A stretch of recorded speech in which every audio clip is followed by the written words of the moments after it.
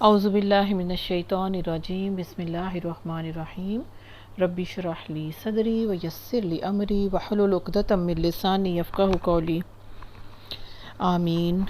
अस्सलामु अलैकुम व रहमतुल्लाहि व बरकातुहू। नेक्स्ट सूरत हम पढ़ने जा रहे हैं सूरत अहज़ाब। सूरत अहज़ाब जो है इसके अंदर तीन अहम वाक़यात हैं। एक वाक़या जंग अहज़ाब का जो 5 हिजरी में पेश आया, दूसरा ग़ज़वा बनी कुरैज़ा का जो 5 हिजरी ज़िक़ाद में पेश आया। शवाल और ज़िक़ाद की ये 2 जंगें हैं जिनके वाक़यात पेश आए। और तीसरा इसमें वाक़या है हज़रत ज़ैनब रज़ियल्लाहु तआला अन्हा से नबी पाक सल्लल्लाहु अलैहि वसल्लम का निकाह जो इसी साल ज़िक़ाद में हुआ था। ठीक है, इन तारीख़ी वाक़यात से सूरत का ज़माना नज़ूल ठीक मुतय्यन हो जाता है 5 हिजरी। और तारीख़ी मंज़र क्या है कि हज़ूर सल्लल्लाहु अलैहि वसल्लम ने 6 असहाब को दीन की तालीम देने के लिए कुछ असहाब को भेजा जिन्होंने कबीला हुज़ैल जो है उनके पास तालीम के लिए भेजा था। हुआ इस तरह कि सफ़र 5 हिजरी में कबाइल अज़ल और कारा इन्होंने हज़ूर सल्लल्लाहु अलैहि वसल्लम से चंद आदमी मांगे ताकि वो इनके इलाके में जाके लोगों को दीन इस्लाम की तालीम दें। आप सल्लल्लाहु अलैहि वसल्लम ने अपने 6 असहाब को इनके साथ भेज दिया, मगर जद्दा और राबी के दरमियान रजी के मुकाम पर पहुंचकर वो लोग कबीला हज़ैल के कुफ़ार को इन बेबस मुबल्लिगीन पर चढ़ा लाए।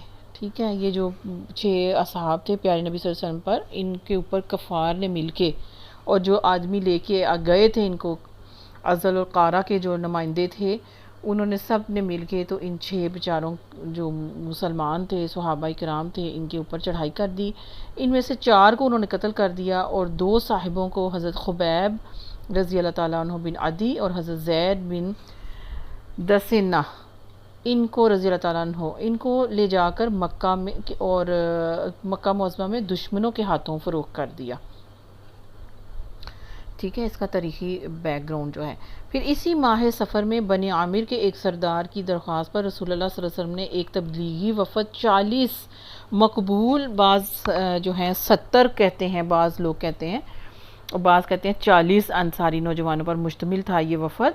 इसको नजद की तरफ रवाना किया, मगर इनके साथ भी गद्दारी की गई और बनी सुलैम के कबाइल उसैया और रेल और ज़कवान ने बेरे मौना के करीब अचानक इनके जो है इनको अटैक किया, सबको कत्ल कर दिया।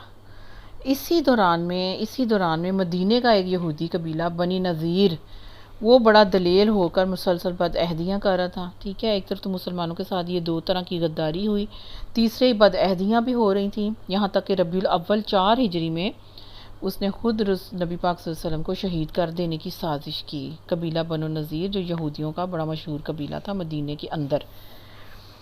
तो फिर इस तरह जंग ओहद की शिकस्त से जो हवा उखड़ी हुई थी वो मुसलसल 7-8 महीने तक अपना रंग दिखाती रही, लेकिन वो सिर्फ मोहम्मद सल्लल्लाहु अलैहि वसल्लम का अज़म और तदब्बुर और सहाबा किराम का जज्बा फ़िदाकारी था जिसने थोड़ी मुद्दत के अंदर ही सारे हालात को बदल कर रख दिया था। तो गिरदोपेश के तमाम मुश्रिक कबाइल जो थे वो भी थे और ख़ुद मदीने के अंदर भी यहूद और मुनाफिकीन जो हैं वो आस्तीन के सांप बने हुए बैठे थे। मगर इन मुट्ठी भर मोमिनीन सादिकीन ने रसूलुल्लाह सल्लल्लाहु अलैहि वसल्लम की क़यादत में पे दर पे इक़दाम किए, जिनसे अरब में इस्लाम का रोब जो है वो सिर्फ बहाल ही नहीं हुआ बल्कि बहुत ज़्यादा बढ़ गया।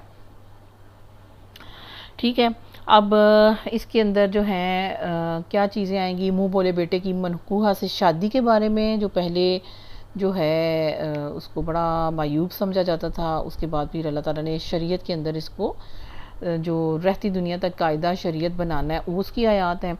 मुनाफिकीन का शोर शराबा जो हुआ, ठीक है, हज़रत ज़ैद रज़ियल्लाहु तआला अन्हु जो प्यारे नबी सल्लल्लाहु अलैहि वसल्लम के मुँह बोले बेटे थे, ज़ैनब रज़ियल्लाहु तआला अन्हु से उनके निकाह हुआ तो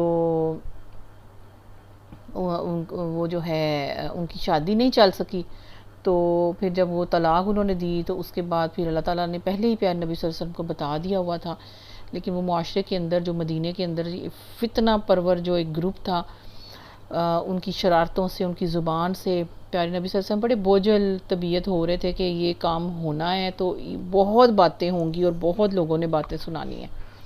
منافقین نے، انہوں نے شور شرابہ کیا۔ تو یہ جو 2 سال تھے انتہائی سخت تھے جنگ احد کے بعد، جو 2 سال گزرے۔ پھر پردے کی ابتدائی احکامات، حجاب کا جو ہے وہ اس کے اندر ذکر ہے۔ پھر زینب رضی اللہ تعالیٰ عنہ سے جب نبی پاک صلی اللہ علیہ وسلم کے نکاح کے وقت آپ صلی اللہ علیہ وسلم کی 4 بیویاں موجود تھیں، حضرت عائشہ رضی اللہ تعالیٰ عنہ، حضرت حفصہ رضی اللہ تعالیٰ عنہ، حضرت ام سلمہ رضی اللہ تعالیٰ عنہ اور حضرت سودا رضی اللہ تعالیٰ عنہ۔ تو یہ 4 بیگمات، بیویاں امہات المومنین یہ موجود تھیں، اور پھر آپ صلی اللہ علیہ وسلم نے 5واں جو نکاح ہے اس وقت زینب رضی اللہ تعالیٰ عنہ سے، یعنی اس وقت جب کیا ہے تو 4 بیویاں یہ والی آپ صلی اللہ علیہ وسلم کے نکاح میں تھیں۔ ٹھیک ہے، تو پردے کے حکم بھی ہوئے، پھر وہ جو انہوں نے واویلا مچایا اس کے بارے میں، پھر بنی نذیر کے لیڈروں نے جو ہے ان کی جو تحریک تھی، مدینے سے جلا وطن ہو کر خیبر میں مقیم ہو گئے تھے، ان کو کچلنے کی جو ہے وہ پوری تیاریاں تھیں جنگ احزاب کے اندر۔ اس کے علاوہ جنگ احد اور جنگ احزاب کے درمیان 2 سال کا یہ زمانہ اگرچہ ایسے ہنگامے تھے کہ جن کی بدولت نبی پاک صلی اللہ علیہ وسلم اور آپ صلی اللہ علیہ وسلم کو ایک دن کے لیے بھی امن اور اطمینان نصیب نہیں ہوا، لیکن اس ساری مدت میں نئے مسلم معاشرے کی تعمیر ہو گئی، احکامات اترے، آیات اتریں، ہر پہلو زندگی کا جو ہے اس کی اصلاح کا کام برابر جاری رہتا رہا، ٹھیک ہے، جس میں مسلمانوں کے قوانین نکاح اور طلاق قریب مکمل ہو گئے تھے، وراثت کے قانون بنا دیے گئے، شراب اور جوئے کو حرام قرار دیا گیا، معیشت اور معاشرت کے دوسرے بہت سے پہلوؤں میں نئے ضابطے نافذ کر دیے گئے۔ اس کے ساتھ ایک بہت امپورٹنٹ چیز معاشرے کے اندر کہ منہ بولے باپ کی بیٹیوں کا اور اس باپ کے مر جانے کے بعد اس کی بیوہ کا نکاح اس طرح ناجائز سمجھا جاتا تھا جس طرح سگی بہن اور حقیقی ماں کے ساتھ کسی کا نکاح حرام ہوتا ہے۔ یہی معاملہ اس صورت میں بھی کیا جاتا تھا جب منہ بولا بیٹا مر جائے یا اپنی بیوی کو طلاق دے دے تو منہ بولے باپ کے لیے وہ عورت سگی بہو کی طرح سمجھی جاتی تھی۔ تو یہ رسم قدیم تھی، بہت قدم قدم پر نکاح اور طلاق اور وراثت کے ان قوانین سے بھی ٹکرا جاتی تھی جو اللہ تعالیٰ نے سورۃ بقرہ اور سورۃ نساء میں مقرر کیے تھے۔ تو وہ سارے جو قوانین ہیں اللہ تعالیٰ نے نازل فرمائے۔ اسی بنا پر جنگ احزاب سے کچھ پہلے نبی پاک صلی اللہ علیہ وسلم کی طرف سے اشارہ کیا گیا کہ آپ صلی اللہ علیہ وسلم اپنے منہ بولے بیٹے زید بن حارثہ رضی اللہ تعالیٰ عنہ کی طلاق یافتہ بیوی سے خود نکاح کر لیں، اور اس حکم کی تعمیل میں آپ صلی اللہ علیہ وسلم نے محاصرہ بنی قریظہ کے زمانے میں بھی فرمائی تھی۔ تو غالباً تاخیر کی وجہ تھی کہ عدت ختم ہونے کا انتظار تھا اور اسی دوران میں جنگی مصروفیات بھی پیش آئی تھی۔ تو حضرت زینب رضی اللہ تعالیٰ عنہا پر جو پروپیگنڈے کا طوفان اٹھا، تو وہ جو بہت زیادہ بد اخلاقی جو ہے انہوں نے منافقین نے کھلاری، بہت گند انہوں نے افسانے تراشے کہ معاذ اللہ معاذ اللہ معاذ اللہ محمد صلی اللہ علیہ وسلم بہو کو دیکھ کر عاشق ہو گئے ہیں۔ تو بیٹے کو اس تعلق کے خاطر کا علم ہو گیا تو اس نے بیوی کو طلاق دے دی، اور باپ نے اس کے بعد بھی بہو سے بیاہ رچا لیا۔ استغفر اللہ ربی، یعنی یہ بہت ہی فضول قسم کی بات تھی، کیونکہ حضرت زینب رضی اللہ تعالیٰ عنہ تو حضور صلی اللہ علیہ وسلم کی پھوپھی زاد بہن تھی، بچپن سے جوانی تک ان کی ساری عمر آپ صلی اللہ علیہ وسلم کے سامنے ہی گزری تھی۔ کسی وقت ان کو دیکھ کر یعنی کہ اس طرح کا کوئی سوال ہی یعنی کہاں سوال پیدا ہوتا تھا۔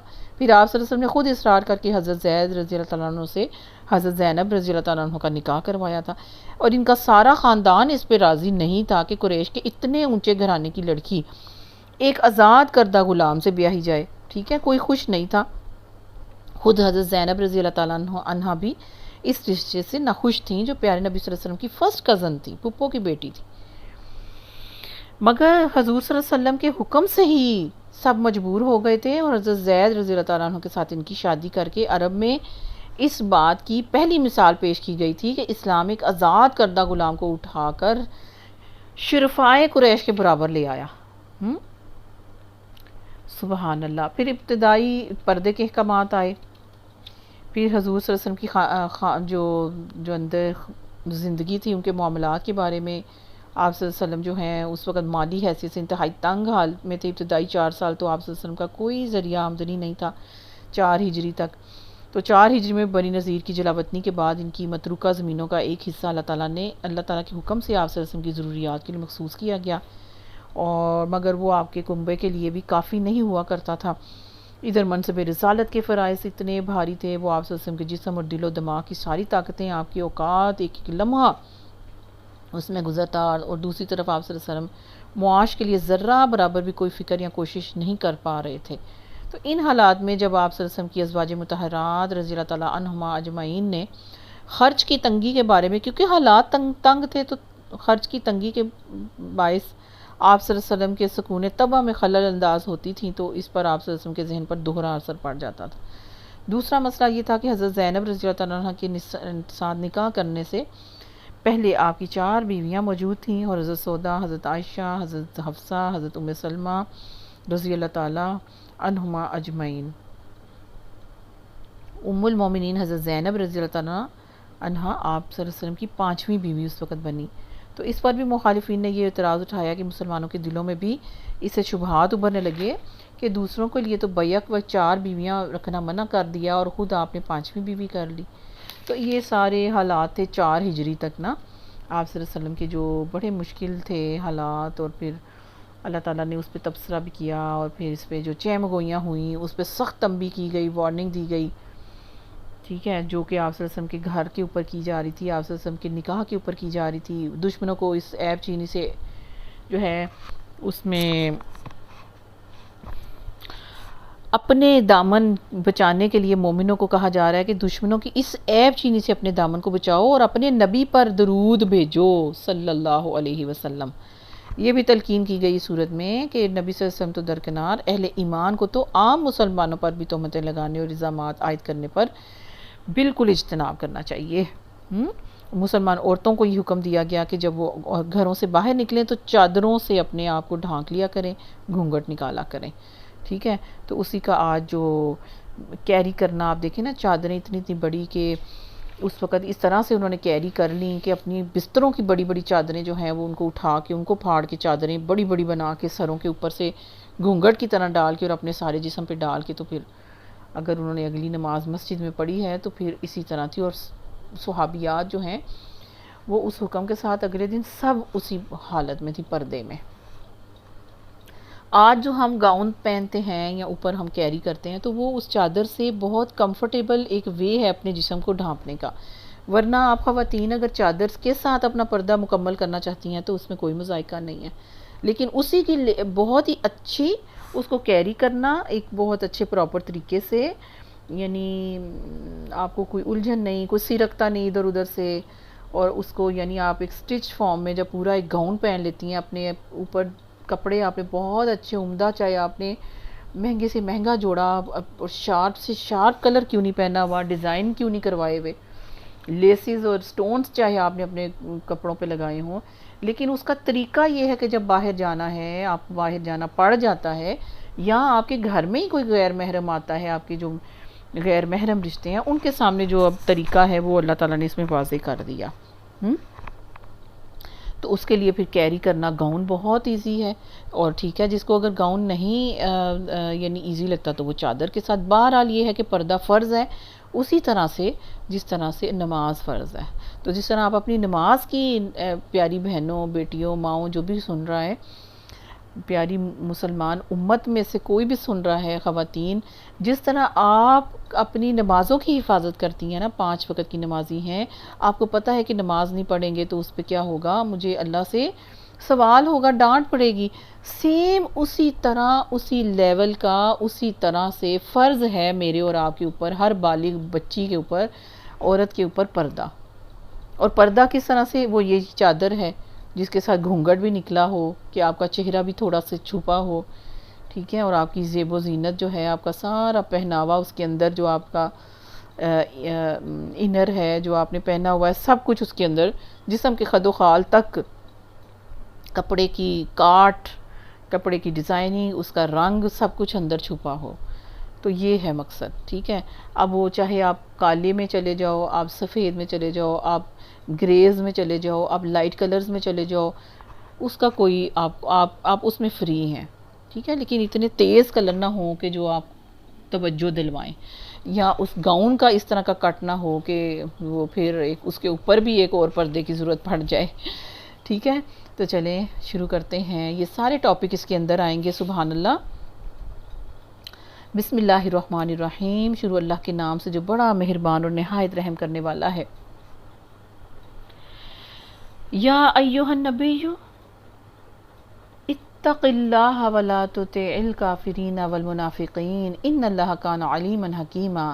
اے پیارے نبی صلی اللہ علیہ وسلم، اللہ سے ڈریے اور کفار و منافقین کی اطاعت نہ کریے، حقیقت میں علیم اور حکیم تو اللہ ہی ہے. مطلب کیا ہے کہ جو اس وقت آیت نازل ہو رہی تھی نا، یہ آیات نازل ہو رہی ہیں یا آگے ہونے جا رہی ہیں، جب حضرت زید رضی اللہ تعالیٰ عنہ حضرت زینب رضی اللہ تعالیٰ عنہا کو طلاق دے چکے تھے، اس وقت نبی پاک صلی اللہ علیہ وسلم خود بھی یہ محسوس فرماتے تھے کہ اللہ کا ارشاد بھی یہی تھا کہ منہ بولے رشتوں کے معاملے میں جاہلیت کی رسومات پر ضرب لگانے کا یہی صحیح موقع ہے. اب آپ صلی اللہ علیہ وسلم کو خود آگے بڑھ کر اپنے منہ بولے بیٹے زید کی متعلقہ سے نکاح کر لینا چاہیے تاکہ یہ رسم قطعی طور پر ٹوٹ جائے. لیکن اب ڈر کس بات کا تھا پیارے نبی صلی اللہ علیہ وسلم کو؟ کفار کا، منافقین کی باتوں کا، ان پر تو بہت بوجھ تھا. لیکن جس وجہ سے حضور صلی اللہ علیہ وسلم اس معاملے میں قدم اٹھاتے ہوئے جھجک رہے تھے، وہ یہ خوف تھا کہ اس سے کفار منافقین کو، جو پہلے ہی آپ صلی اللہ علیہ وسلم پہ در پہ کامیابیوں سے جلے بیٹھے ہیں، بھنے بیٹھے ہیں، کوئی ایک لمحہ بھی ضائع نہیں ہونے دیتے، جانے نہیں دیتے، خالی وار آپ صلی اللہ علیہ وسلم کے خلاف خوب پروپیگنڈا کرنے کے لیے ایک زبردست ہتھیار ان کو مل جائے گا. اور یہ خوف کچھ اپنی بدنامی کے اندیشے سے نہیں تھا، بلکہ پیارے نبی صلی اللہ علیہ وسلم کو اس بنا پر یہ خوف تھا کہ اس سے اسلام کو بہت ذک پہنچے گا، ٹھیک ہے. تو دشمنوں کے پروپیگنڈے سے متاثر ہو کر بہت سے لوگ جو اسلام کی طرف میلان رکھتے ہیں وہ بدگمان ہو جائیں گے. بس یہ تھوڑے سے خدشات تھے جو کمزور عقل والے، کمزور مسلمانوں کے لیے اس طرح کی، یعنی جو جاہلیت کی ایک رسم کو توڑنے کے رزلٹ میں جو پیدا ہو سکتے تھے، وہ تھی تھوڑی سی فکر تھی. تو کیا فرمایا اللہ تعالیٰ نے کہ اللہ ہر اس بات سے باخبر ہے جو تم لوگ کرتے ہو. یعنی پیروی کرو اس بات کی طرف جس کا اشارہ تمہارے رب کی طرف سے تمہیں دیا جا رہا ہے. کون سا؟ نکاح کا. اللہ ہر اس بات سے باخبر ہے جو تم لوگ کرتے ہو. اللہ پر توکل کرو، بھروسہ کرو، اللہ ہی وکیل ہونے کے لیے کافی ہے، ٹھیک ہے. تو یہ وہی بات اللہ تعالیٰ اس میں بتا رہے ہیں. اللہ نے کسی شخص کے دھڑ میں دو دل نہیں رکھے، کسی کے سینے میں دو دل نہیں رکھے. یعنی ایک آدمی ایک وقت میں یا تو مومن ہو سکتا ہے یا منافق ہو سکتا ہے ایٹ اے ٹائم. یا وہ سچا ہو سکتا ہے یا پھر وہ جھوٹا ہوگا، وہ بدکار ہوگا یا نیکوکار ہوگا. یعنی ایٹ اے ٹائم دونوں چیزیں نہیں ہو سکتی کہ وہ مومن بھی ہے اور منافق بھی ہے، سچا بھی ہے جھوٹا بھی ہے، بدکار بھی ہے نیکوکار بھی ہے. تو یہ تو نہیں ہو سکتا.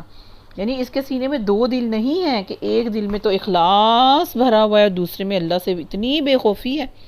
لہٰذا ایک آدمی میں ایک وقت میں آدمی کے ایک حیثیت ہی ہو سکتی ہے، یعنی وہ ایک ہی رول وہ پلے کر سکتا ہے.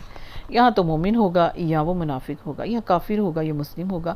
اب اگر تم کسی مومن کو منافق کہہ دو یا منافق کو مومن کہہ دو تو اس سے حقیقت نفس الامری نہیں بدل جائے گی، حقیقت نہیں بدلتی، ٹھیک ہے. تو اس شخص کے لیے اصل حیثیت لازماً ایک ہی رہے گی، کسی کے کہنے سے کچھ نہیں ہو جاتا. کسی کے دل میں اللہ نے، کسی کے دھڑ میں اللہ نے دو دل نہیں رکھے.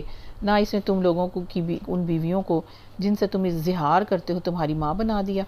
اب یہ اظہار کیا ہوتا ہے؟ عرب کی ایک خاص اصطلاح ہے. قدیم زمانے میں نا عرب کے لوگ بیوی سے لڑتے ہوئے، بہت جب لڑائی ہوتی تھی تو کبھی بھی یہ بھی کہہ دیتے تھے کبھی کبھار کہ تیری پیٹھ تیری بیک میری ماں جیسی ہے.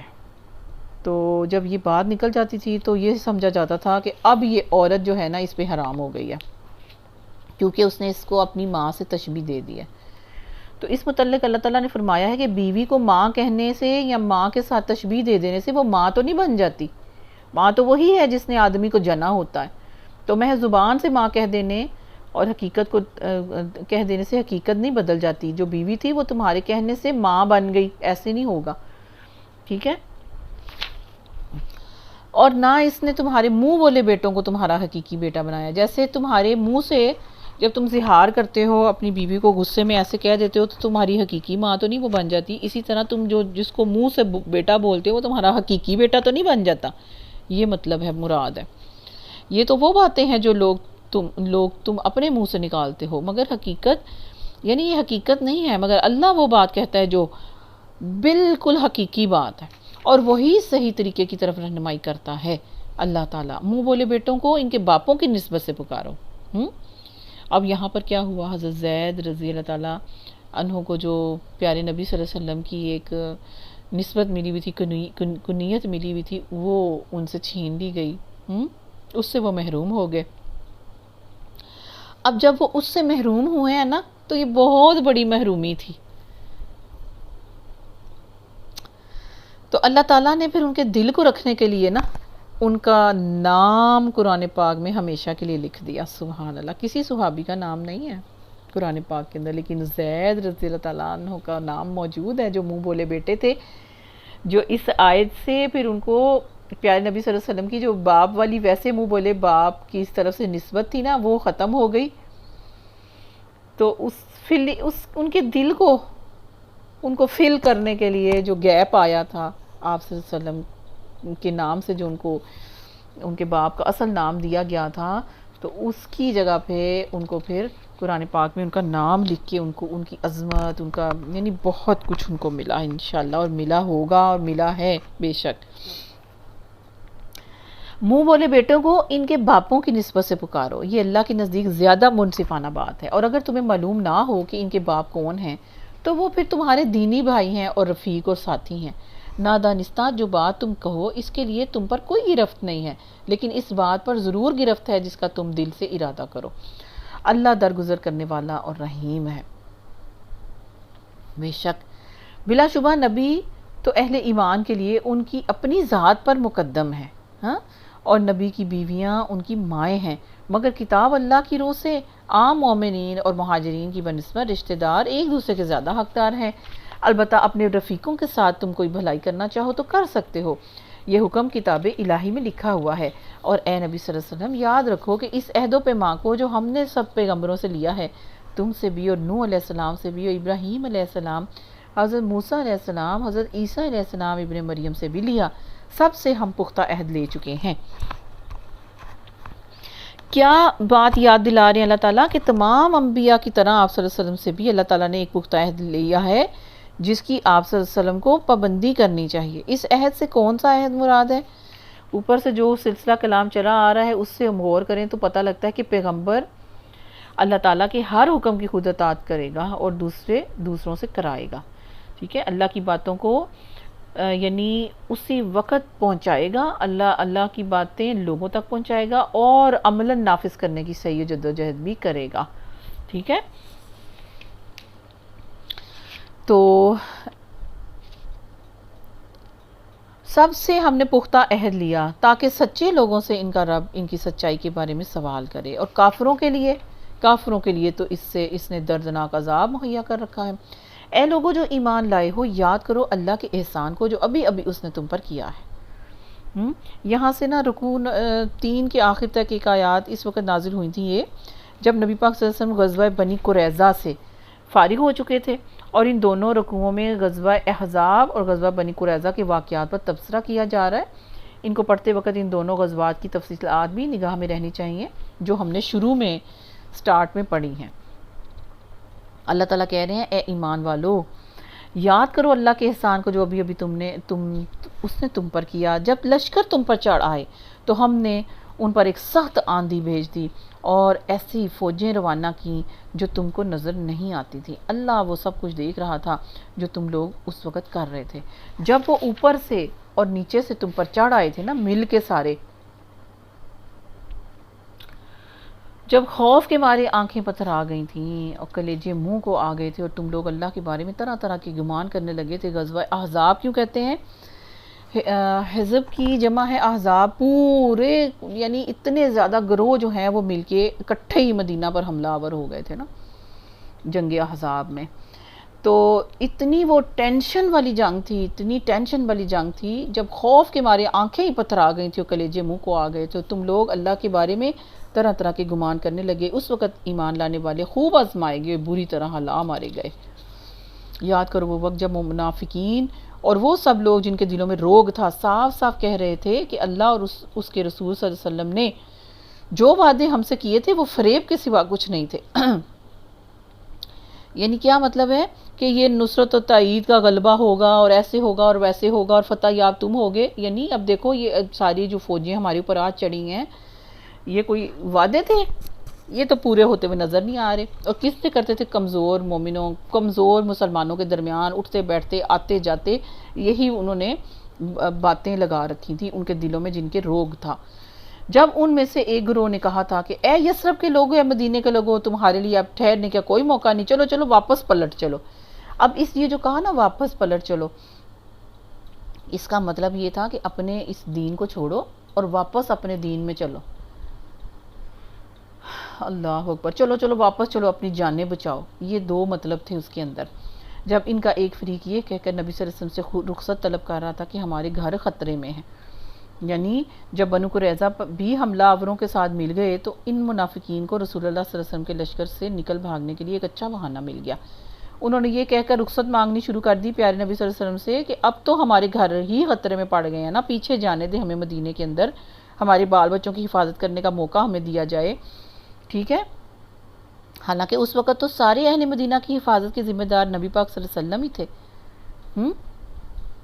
اور بنی قریظہ کی جو بد عہدی سے جو خطرہ پیدا ہو گیا تھا، پیچھے جو تھے ان کے، اس سے شہر اور اس کے باشندوں کو بچانے کی تدبیر کرنا حضور صلی اللہ علیہ وسلم کا کام تھا، نہ کہ فوج کے ایک ایک فرد کا تھا، ٹھیک ہے؟ تو یہ سارا کام یہ اس طرح کی وہ رخصتیں لے رہے تھے، حالانکہ وہ خطرے میں نہیں تھے۔ یعنی خطرے سے بچاؤ کا انتظام نبی پاک صلی اللہ علیہ وسلم تو پہلے ہی کر چکے تھے، وہ خطرے میں نہیں تھے۔ یہ انتظام بھی دفاع کی اسی سکیم میں سے تھا جس پر رسول اللہ صلی اللہ علیہ وسلم نے لشکر کے سالار کی حیثیت سے عمل کر رہے تھے آپ صلی اللہ علیہ وسلم، کہ اگر فوری خطرہ درپیش آیا تو ہمیں کیا معقول جو ہے وہ عمل کرنا چاہیے۔ وہ ساری تدابیر ہو چکی تھی اور یہ ان کو بس ایک بہانہ مل گیا کہ ہم یہاں سے کھسک جائیں۔ اللہ فرما رہے ہیں وہ خطرے میں نہیں تھے، دراصل وہ محاذ جنگ سے بھاگنا چاہتے تھے۔ اگر شہر کے اطراف سے دشمن گھس آئے ہوتے اور اس وقت انہیں فتنے کی طرف دعوت دی جاتی تو یہ اس میں جا پڑتے اور مشکل ہی سے انہیں شریک فتنہ ہونے میں کوئی تعامل ہوتا۔ کون سا فتنہ؟ یعنی اگر شہر میں داخل ہو کر فاتح کفار ان منافقین کو دعوت دیتے نا کہ آؤ ہمارے ساتھ مل کر اب مسلمانوں کو ختم کرو، کہ اب فتح ہو گئی ہے، آؤ اب مل کے ختم کرو ان کو، تو یہ کبھی بھی پیچھے نہ ہٹتے، ان کے ساتھ مل جاتے۔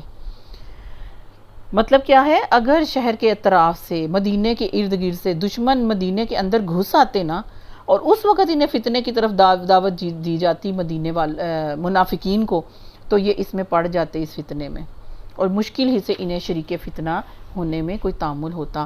ان لوگوں نے اس سے پہلے بھی اللہ سے عہد کیا تھا کہ یہ پیٹھ نہیں پھیریں گے، اور اللہ سے کیے ہوئے عہد کی باز پرس تو ہونی ہی تھی۔ یعنی جنگ احد کے موقع پر بھی انہوں نے کمزوری دکھائی تھی، ٹھیک ہے؟ اور اس طرح کے مواقع پیچھے بھی جنگوں میں جو ہوتے رہے، یہ سارا کچھ یہ کرتے رہے ہیں۔ تو اے نبی صلی اللہ علیہ وسلم ان سے کہہ دیجئے اگر تم موت یا قتل سے بھاگو تو یہ بھاگنا تمہارے لیے کچھ بھی نفع بخش نہیں ہوگا، اس کے بعد زندگی کے مزے لوٹنے کا تھوڑا ہی موقع تمہیں مل سکے گا۔ یعنی اس فرار سے جو تم یہاں سے کرنا چاہ رہے ہو نا، تمہاری عمر نہیں بڑھ جائے گی، نتیجہ بہرحال یہ نہیں ہوگا کہ تم قیامت تک ہی جیو گے اور روئے زمین کی دولت تم ساری تم ہی پالو گے۔ بھاگ کر جیو گے بھی تو زیادہ سے زیادہ چند سال ہی جی لو گے نا، اور اتنا ہی کچھ دنیا کی زندگی کا لطف اٹھا سکو گے جتنا تمہارے لیے مقدر لکھا ہوا ہے۔ تو یہ مطلب ہے یہاں پر کہ اگر تم چلے بھی جاؤ زندگی کے مزے تھوڑا ہی لوٹو گے نا، ان سے کہہ دو کون ہے جو تمہیں اللہ سے بچا سکتا ہے؟ ہاں، قُلْ مَنْ ذَا الَّذِي يَعْصِمُكُم مِّنَ اللَّهِ إِنْ أَرَادَ بِكُمْ سُوءًا أَوْ أَرَادَ بِكُمْ رَحْمَةً۔ کون تمہیں اس نقصان سے بچا سکتا ہے جس کا اللہ تمہیں نقصان پہنچانے کا ارادہ کر دے، اور کون اس کی رحمت کو روک سکتا ہے اگر وہ تم پر مہربانی کرنا چاہے؟ اللہ کے مقابلے میں تو یہ لوگ کوئی حامی و مددگار نہیں پا سکتے۔ اللہ تم میں سے ان لوگوں کو خوب جانتا ہے جو جنگ کے کام میں رکاوٹیں ڈالنے والے ہیں، جو اپنے بھائیوں سے کہتے ہیں کہ آؤ ہماری طرف، آؤ ہماری طرف، جو لڑائی میں حصہ لیتے بھی ہیں تو بس برائے نام، اپنا نام گنوانے کے لیے لیتے ہیں۔ یعنی کس طرح آؤ ہماری طرف کا کیا مطلب ہے کہ نبی کو چھوڑو، ان کا ساتھ چھوڑ دو، کہاں دین و ایمان اور کہاں صداقت کے چکر میں تم پڑے ہوئے ہو، اپنے آپ کو خطرات اور مصائب میں ڈالا ہوا ہے، چلو آؤ ہمارے ساتھ، چلو واپس چلو، چھوڑو اس جنگ کو۔ اللہ اکبر۔ اللہ کہتے ہیں کہ جو لڑائی میں حصہ لیتے بھی ہیں تو بس نام گنوانے کو لیتے ہیں، اور جو تمہارا ساتھ دینے میں سخت بخیل ہیں۔ اللہ ہر بات ان کی جانتا ہے، یعنی اپنے اوقات میں، اپنی فکر میں، اپنے مال سے، کسی چیز سے بھی وہ اپنی خوشی کے ساتھ تمہارے ساتھ شامل نہیں ہے، بڑے بخیل ہیں۔ آیت نمبر 19 چل رہی ہے۔ خطرے کا وقت آ جائے نا ان منافقین پر تو اس طرح دیدے پھرا پھرا کر تمہاری طرف دیکھتے ہیں جیسے کسی مرنے والے پہ غشی طاری ہو رہی ہوتی ہے، مگر جب خطرہ گزر جاتا ہے تو یہی لوگ، یہی فتنہ پرور، یہی منافق فائدوں کے حریص بن کے، وہ جو مال غنیمت آتا ہے کینچی کی طرح چلتی ہوئی زمانے لے کر تمہارے استقبال کو آ جاتے ہیں۔ اتنے بے شرم ہیں، یعنی لڑائی سے جب تم کامیاب ہو کے پلٹتے ہو تو ایسے تمہیں ویلکم کرتے ہیں، ایسی چرب زبانی کے ساتھ کام لے کر یہ دھونس جمانے کی کوشش کرتے ہیں کہ ہم بھی تو بڑے مومن ہیں، ہم نے بھی تو اس میں بڑا کام میں حصہ لیا ہے، ہمیں بھی تو مال غنیمت میں سے حصہ ملنا چاہیے، مطالبات بھی کرتے ہیں۔ اور یعنی اس طرح اللہ تعالیٰ نے ان کو بتایا کہ کیسا ہوتا ہے منافق، اللہ کی پناہ۔ یہ لوگ ہرگز ایمان نہیں لائے، اسی لیے اللہ نے ان کے سارے اعمال بھی ضائع کر دیے۔ کون سے؟ جو نمازیں پڑھتے تھے مسجد میں پیارے نبی صلی اللہ علیہ وسلم کے ساتھ، ٹھیک ہے، جو بے دلی کے ساتھ جنگوں میں جاتے تھے، جو بے دلی کے ساتھ زکوٰۃ دیتے تھے، جو بے دلی کے ساتھ صدقے نکالتے تھے، سارے عمل ضائع کر دیے۔ اور ایسا کرنا اللہ کے لیے بہت آسان ہے۔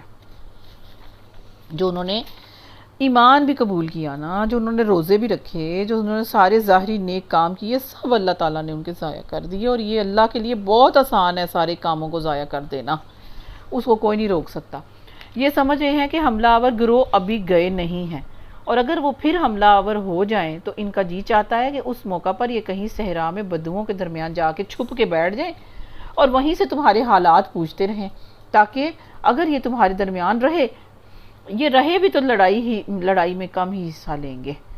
اللہ تعالیٰ نے ان کی ایک ایک رگ سے اللہ تعالیٰ واقف ہے کہ ان کی سوچیں کیا چل رہی ہیں، ان کے دلوں میں کیا چل رہا ہے، ان کے دماغوں میں کیا چل رہا ہے۔ فرمایا آیت نمبر 21 میں، در حقیقت تم لوگوں کے لیے اللہ کے رسول صلی اللہ علیہ وسلم میں ایک بہترین نمونہ تھا نہیں ہے، تم لوگوں کے لیے اللہ کے رسول صلی اللہ علیہ وسلم میں ایک بہترین نمونہ موجود ہے، ہر اس شخص کے لیے جو اللہ اور یوم آخر کا امیدوار ہو اور کثرت سے اللہ کو یاد کرے۔ کیا ہے نمونہ پیارے نبی صلی اللہ علیہ وسلم؟ یعنی یہ نہیں ہے کہ یعنی اللہ سے غافل آدمی کے لیے تو یہ زندگی نمونہ نہیں، مگر اس شخص کے لیے ضرور نمونہ ہے جو کبھی کبھار اتفاقاً اللہ کا نام لینے والا نہیں بلکہ کثرت سے اس کو یاد کرنے والا ہے۔ اس طرح یہ زندگی اس شخص کے لیے بھی نمونہ نہیں جو اللہ سے کوئی امید اور آخرت کے آنے کی کوئی توقع ہی نہیں رکھتا، مگر اس شخص کے لیے ضرور نمونہ ہے جو اللہ کے فضل اور اس کی عنایات کا امیدوار بھی ہے، اور جسے یہ بھی خیال ہوتا ہے کہ کوئی آخرت آنے والی ہے جہاں اس کی بھلائی کا انحصار جو دنیا کی زندگی میں رسول اللہ صلی اللہ علیہ وسلم کے طریقے کے سوا کوئی اور چیز نہیں، یعنی وہی عمل ہے جس پہ نبی پاک صلی اللہ علیہ وسلم کی سنت کا، عمل کا سٹیمپ لگا ہو، بہترین نمونہ ہے۔ اور سچے مومنوں کا حال اس وقت یہ تھا کہ جب انہوں نے حملہ آور لشکروں کو دیکھا تو پکار اٹھے کہ یہ تو وہی چیز ہے۔ سچے مومن کون؟ صحابہ اکرام، اور کون؟ یہ وہی چیز ہے جس کا اللہ اور اس کے رسول صلی اللہ علیہ وسلم نے ہم سے وعدہ کیا تھا۔ اللہ اور اس کے رسول صلی اللہ علیہ وسلم کی بات بالکل سچ نکلی، سبحان اللہ۔ اس واقعے نے ان کے ایمان اور ان کی سپردگی کو اور زیادہ بڑھا دیا، اتنے اللہ کے اوپر جو ہے ایمان و تسلیمہ اتنا زیادہ بڑھ گیا۔ ایمان لانے والوں میں سے ایسے لوگ موجود ہیں جنہوں نے اللہ سے کیے ہوئے عہد کو سچا کر کے دکھایا، اور ان میں سے کوئی اپنی نظر پوری کر چکا اور کوئی وقت آنے کا منتظر ہے۔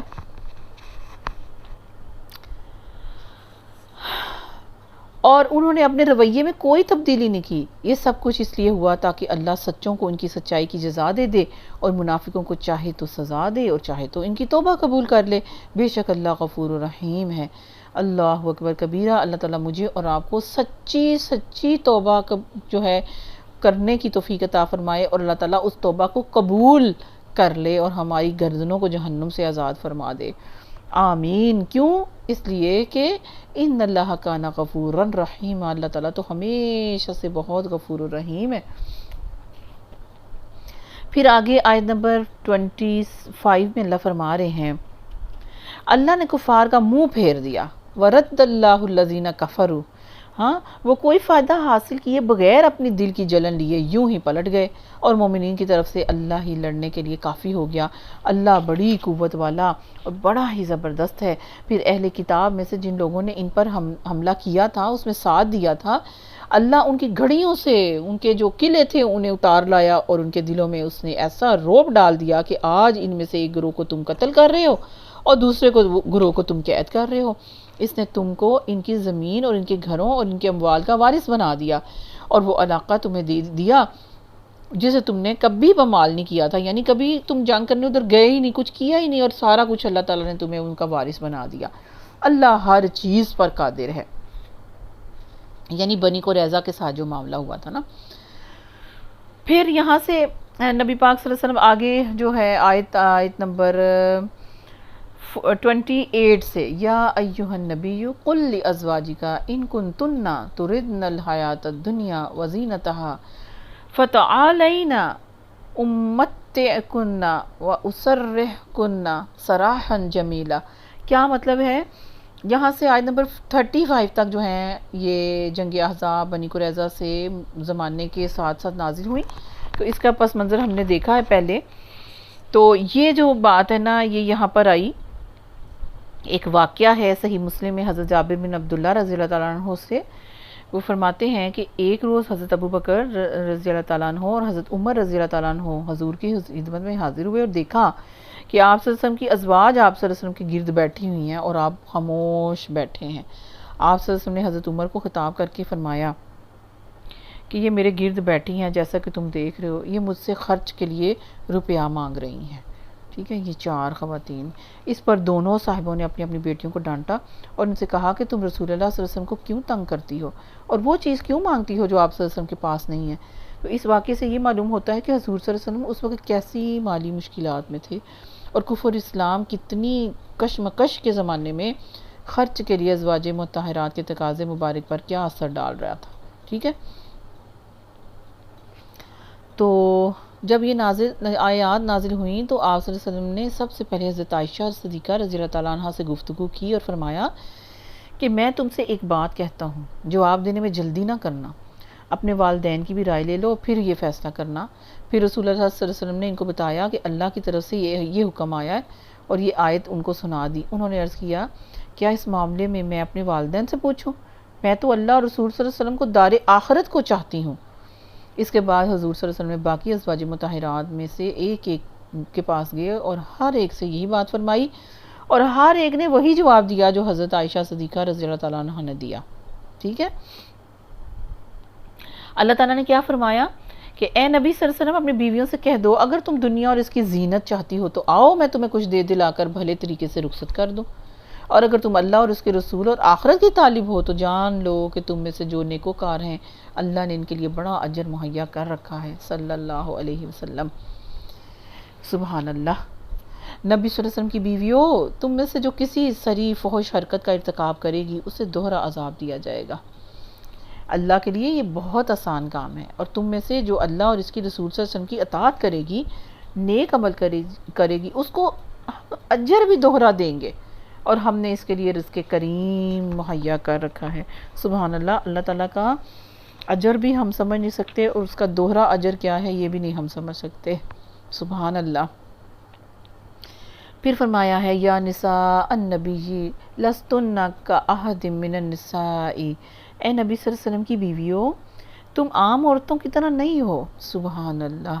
اگر تم اللہ سے ڈرنے والی ہو تو دبی زبان سے بات نہ کیا کرو کہ دل کی خرابی کا مبتلا کوئی شخص لالچ میں پڑ جائے، بلکہ صاف اور سیدھی بات کیا کرو، اپنے گھروں میں ٹک کر رہو اور سابق دور جاہلیت کی سجدہ نہ دکھاتی پھرو.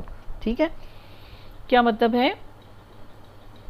وَلَا تَبَرَّجْنَا تَبَرَّجُ الْجَاہِلِیَّہ، کہ چہرے، جسم، حسن، لباس کے حسن کو نمایاں کرنا، لباس، زیور کی شان، چال ڈھال، سب کچھ اس کے اندر آ گیا نا، کہ سابق دور جاہلیت کی سجدہ نہ دکھاتی پھرو، نماز کو قائم کرو اور زکوٰۃ دو اور اللہ اور اس کے رسول صلی اللہ علیہ وسلم کی اطاعت کرو. اللہ تو یہ چاہتا ہے کہ تم اہل بیت نبی صلی اللہ علیہ وسلم سے گندگی کو دور کرے اور تمہیں پوری طرح سے پاک کر دے. اب اہل بیت کون ہے؟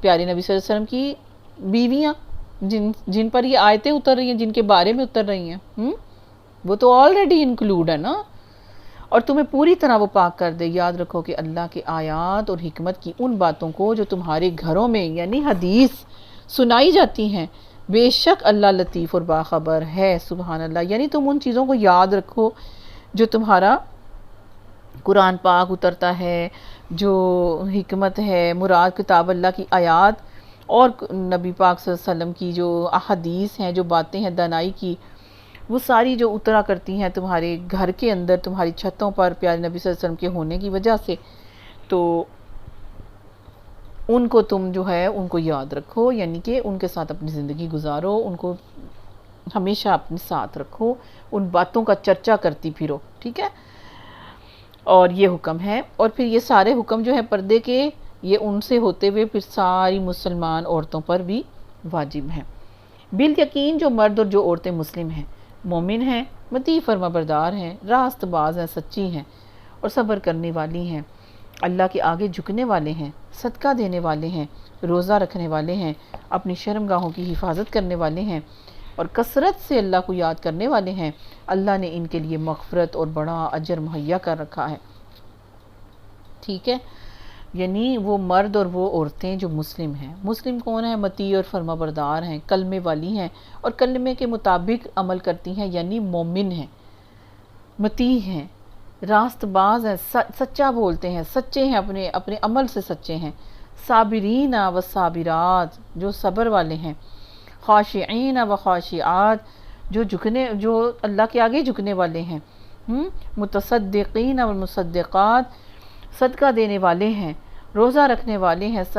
صائمین و صائمات والحافظین، حافظین فروجہم والحافظات ذاکرین اللہ کثیرا والذاکرات، جو اللہ کو کثرت سے یاد کرنے والے ہیں.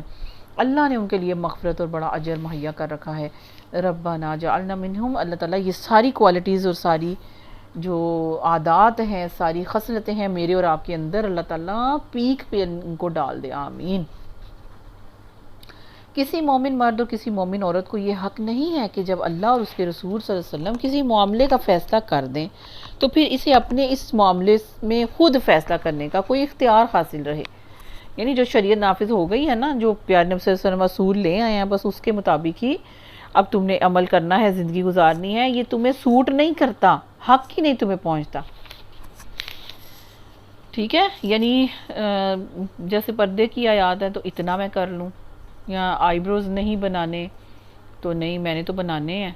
نمازیں پوری پڑھ لوں گی، روزہ بھی رکھ لوں گی، صدقے بھی دے دوں گی، لیکن جو کام میں نہیں کر سکتی نا وہ میں نہیں کروں گی، اس میں تھوڑا تھوڑا کر لوں گی. تو اس کا مطلب یہ ہے کہ تمہارے پاس اس فیصلے کا اختیار نہیں ہے. باقی بچہ جب تم مسلمان ہو تو سارے فیصلے کا اختیار اللہ اور رسول صلی اللہ علیہ وسلم کے پاس ہے، جو شریعت کے مطابق نافذ ہو چکا ہے، نازل ہو چکا ہے. اس معاملے میں خود تم اب کوئی اختیار نہیں رکھتے فیصلہ کرنے میں. اور جو کوئی اللہ اور اس کے رسول صلی اللہ علیہ وسلم کی پھر نافرمانی کرے گا تو وہ گمراہی میں پڑ گیا. صاف واضح آیات ہیں، مجھے اور آپ کو یہ سمجھنی چاہیے. اے نبی صلی اللہ علیہ وسلم، یاد کرو وہ موقع جب اس شخص سے کہہ رہے تھے تم جس پر اللہ نے اور تم نے احسان کیا تھا کہ اپنی بیوی کو نہ چھوڑو اور اللہ سے ڈرو. اس وقت تم اپنے دل میں وہ بات چھپا رہے تھے جسے اللہ تعالیٰ کھولنا چاہتا تھا. یعنی حضرت زید رضی اللہ تعالیٰ عنہ سے حضرت زینب رضی اللہ تعالیٰ عنہ کے بارے میں یہ بات کر رہے تھے، ان کو سمجھا رہے تھے، کیونکہ ان بن تھی نہیں، وہ شادی چل رہی تھی، ان کا آپس میں انڈرسٹینڈنگ نہیں تھی. وہ قریش کی مطلب سردار فیملی اتنی اور یہ خاندان کے یعنی ایک غلام آزاد کیے ہوئے، تو بس وہ کوئی بہت زیادہ فرق تھے جس کی وجہ سے وہ آپس میں ان کی انبن تھی اور وہ نہیں چل سکتے تھے ساتھ میاں بیوی کی حیثیت سے۔ اللہ تعالیٰ پیارے نبی صلی اللہ علیہ وسلم سے فرما رہے ہیں کہ تم وہ موقع تو یاد کرو جب تم اس شخص سے کہہ رہے تھے جس پر اللہ نے اور تم نے احسان کیا تھا کہ اپنی بیوی کو نہ چھوڑو اور اللہ سے ڈرو۔ ہاں، احسان مراد حضرت زید رضی اللہ تعالیٰ عنہ ہیں، اور احسان کیا تھا نبی صلی اللہ علیہ وسلم کا احسان کیا تھا، اس کو سمجھنے کے لیے ضروری ہے کہ تھوڑا سا واقعہ بیان کر دیا جائے۔ یعنی کہ آپ صلی اللہ علیہ وسلم نے احسان کیا تھا، اللہ نے احسان کیا تھا، دیکھیں نا کہاں وہ آ گئے، کس طرح سے آپ صلی اللہ علیہ وسلم کے گھر کے اندر اللہ تعالیٰ ان کو لے آئے۔ پھر وہ احسان نہیں تھا تو اور کیا تھا کہ ان کی پرورش ساری پیارے نبی صلی اللہ علیہ وسلم کے گھر پہ ہو گئی، ان کے نگاہوں کے سامنے ہو گئی۔ حضرت خدیجہ رضی اللہ تعالیٰ عنہ جو ہے ان کے بچوں کے ساتھ ہو گئی، ٹھیک ہے۔ اور پھر آپ صلی اللہ علیہ وسلم کا اتنا بڑا احسان تھا کہ آپ صلی اللہ علیہ وسلم نے کھلے دل کے ساتھ ان کو آزاد بھی کر دیا، ان کے بالکل فری ہینڈ ان کو دیا کہ آپ اپنے والدین کے والد چچا لوگ جو لینے آئے ان کے ساتھ جانا چاہتے ہو تو چلے جاؤ، ٹھیک ہے۔ لیکن آپ صلی اللہ علیہ وسلم نے ان کو جب کہا، آپشن دی، تو انہوں نے کہا کہ میں اپنے حقیقی باپ کے ساتھ بھی آپ کو چھوڑ کے نہیں جا سکتا، سبحان اللہ۔ اور آپ کہہ رہے تھے اپنی بیوی کو نہ چھوڑو، اللہ سے ڈرو، یعنی طلاق نہ دو۔ اس وقت تم اپنے دل میں وہ بات چھپا رہے تھے جسے اللہ تعالیٰ کھولنا چاہتا تھا، یعنی کہ طلاق تو ہونی تھی، اوپر فیصلے ہو چکے تھے، تم لوگوں سے ڈر رہے تھے، حالانکہ اللہ اس کا زیادہ حقدار ہے کہ تم اس سے ڈرو۔ بے شک نبی پاک صلی اللہ علیہ وسلم زیادہ اللہ سے ڈرتے ہیں، اللہ سے زیادہ، نبی پاک صلی اللہ علیہ وسلم سے زیادہ اللہ سے ڈرنے والا کوئی ہے ہی نہیں۔ تو پھر جب زید رضی اللہ تعالیٰ اس سے اپنی حاجت پوری کر چکا، یہ دیکھیں حضرت زید کا نام، سبحان اللہ، کیا ہی نصیبیں ہیں۔ ہاں، اور پھر دیکھیں نا کس چیز کو فل کرنے کے لیے ان کا نام یہاں پر لے کے آئے کہ پیارے نبی صلی اللہ علیہ وسلم کے ساتھ زید بن محمد جو لکھا ہوتا تھا تو پکارا جاتا تھا، تو وہ ان سے پھر اللہ تعالیٰ کے حکم کے ساتھ اس کو منہ بولے بیٹے کا جو بات ختم ہو گئی، اور ساتھ پھر یہ آیت آ گئی کہ ان کے حقیقی نام باپ کے جو ہیں اسی کے ساتھ نسبت دی جائے، تو پھر یہاں پر آپ کا نام لکھ دیا گیا۔ تو حاجت جب وہ پوری کر چکا اپنی بیوی سے، تو ہم نے اس متعلقہ خاتون کا تم سے نکاح کر دیا کہ مومنوں پر اللہ نے نکاح کیا، اوپر آسمانوں پر،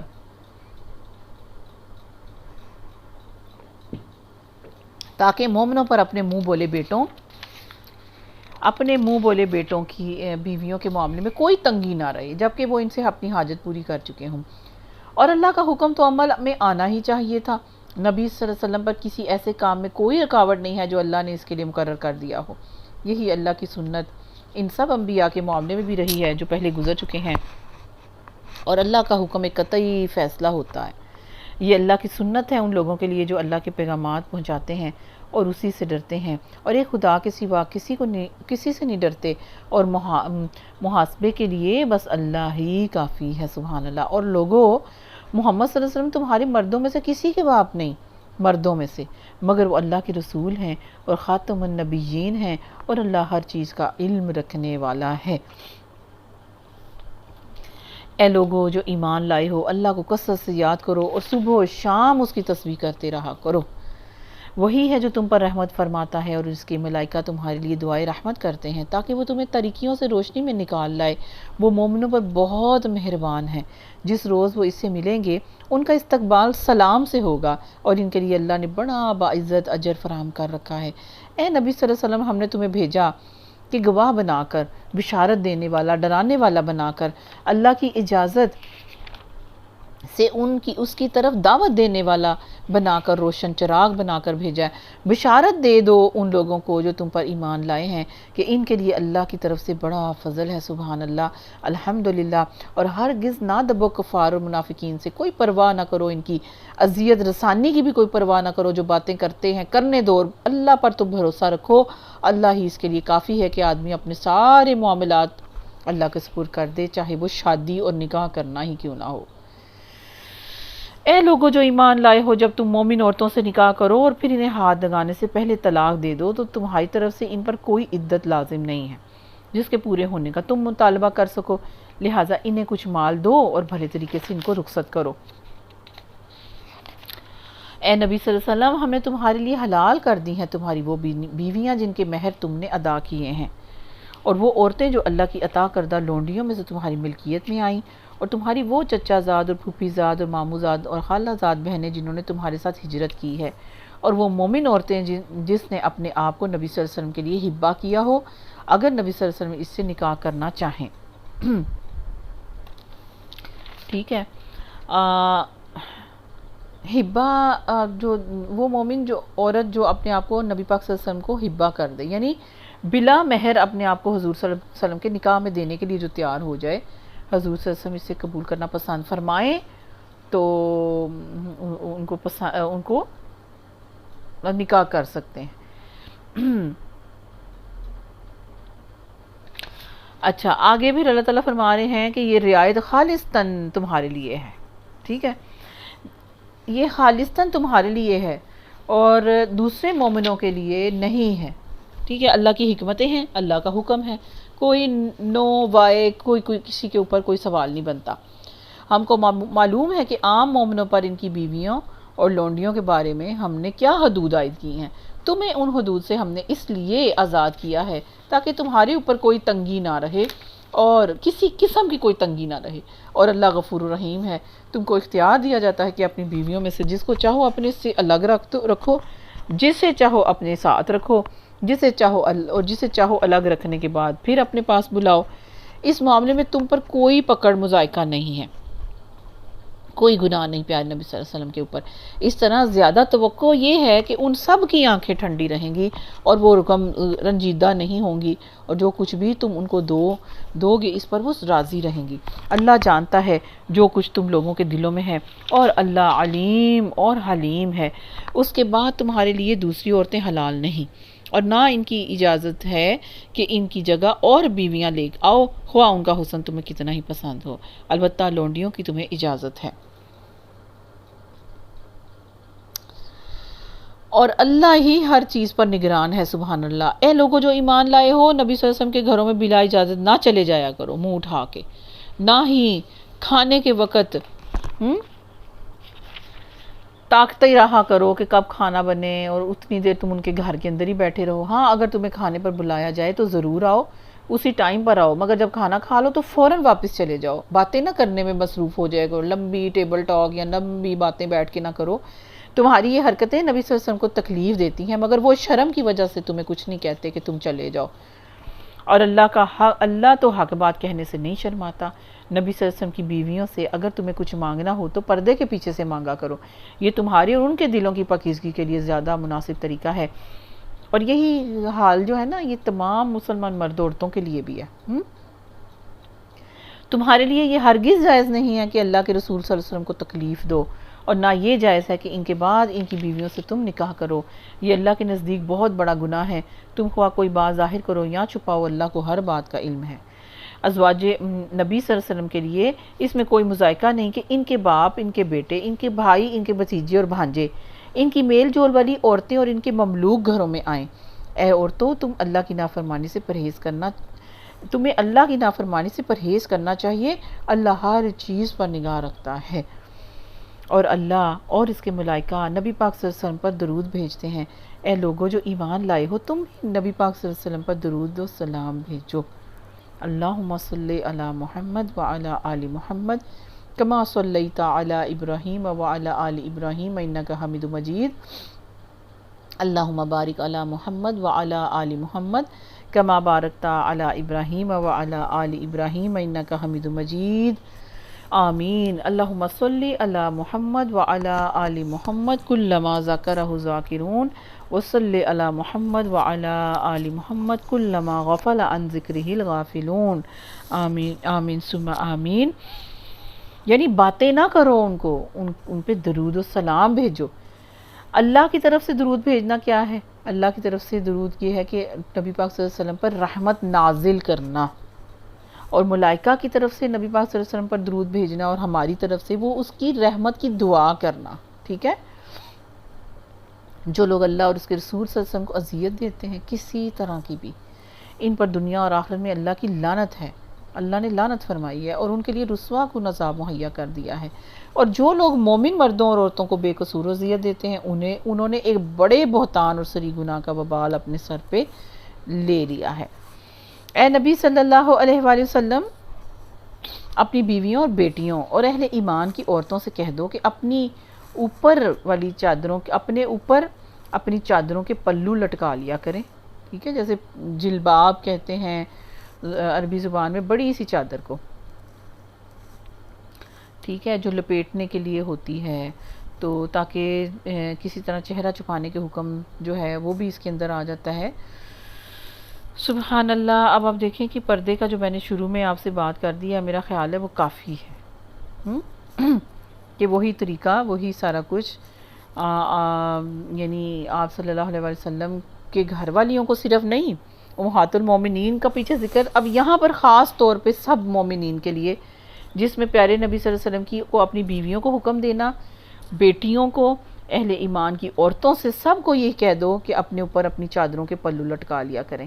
اب آپ مجھے یہ بتائیں، جو خواتین یا مرد کوئی بھی سن رہا ہے، اب آپ یہ بتائیں کہ کیا اس آیت سے میں اور آپ، ہماری بیٹیاں، اہل ایمان کی عورتیں نکل سکتی ہیں؟ کیا ہم بچ کے نکل سکتے ہیں اس آیت سے؟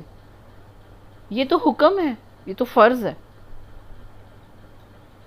یہ حکم دیا جا رہا ہے، امر ہے، یہ کرنے کا اللہ تعالیٰ نے یہاں پر حکم دیا ہے، کرو، پلو لٹکا لیا کریں۔ یہ زیادہ مناسب طریقہ ہے تاکہ وہ پہچان لی جائیں۔ کیا پہچان لی جائیں؟ کہ یہ عام بازاری عورت نہیں ہے، پہچان لی جائیں کہ یہ خاص ہیں، اپنی عصمت کی حفاظت کرنے والی ہیں، اپنے باپ کی، اپنی بھائیوں کی، اپنے بیٹوں کی عزت کی حفاظت کرنے والی عورتیں ہیں پردے کے اندر جو جا رہی ہیں۔ ان کو چھیڑ چھاڑ نہ کرو، یہ زیادہ مناسب طریقہ ہے تاکہ وہ پہچان لی جائیں اور نہ ستائی جائیں۔ اللہ تعالیٰ غفور الرحیم ہے، سبحان اللہ۔ بے شک اللہ تعالیٰ مجھے اور آپ کو باحیا اور شریف باعصمت عورت بنائے۔ اللہ سے یہی امید ہے، اللہ تعالیٰ مجھے اور آپ کو باحیا بنائے، شرم و حیا کا پیکر بنائے، پیارے نبی صلی اللہ علیہ وسلم کی صاحبزادیوں کی طرح بنائے، آپ صلی اللہ علیہ وسلم کی جس طرح ان کی بیگمات کے لیے ان پر، ہماری مائیں امہات المومنین پر جو پردہ فرض ہوا، اس طرح مجھے بنائے، آپ کو بنائے۔ دیکھیں نا، ماں جیسی ہوتی ہے بیٹی ویسی ہوتی ہے۔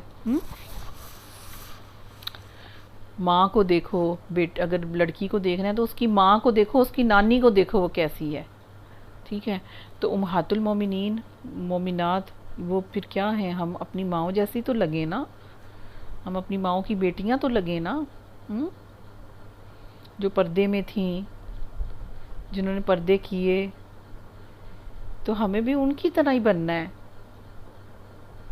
ہمیں بھی ان جیسا ہی دکھنا ہے۔ اللہ تعالیٰ سے دعا ہے مجھے اور آپ کو اللہ تعالیٰ اس کی سمجھ عطا فرمائے، اس کی توفیق عطا فرمائے، آمین۔